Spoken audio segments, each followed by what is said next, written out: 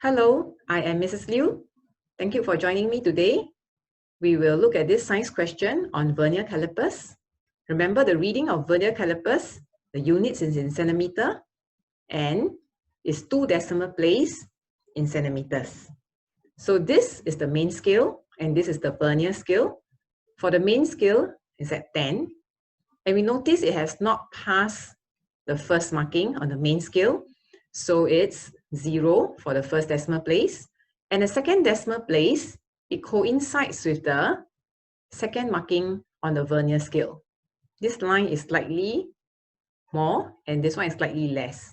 So it coincides on the second marking. Hence it's 2 on the second decimal place. Hence the answer is 10.02 cm for this Vernier Callipers reading. Remember, you are a miracle.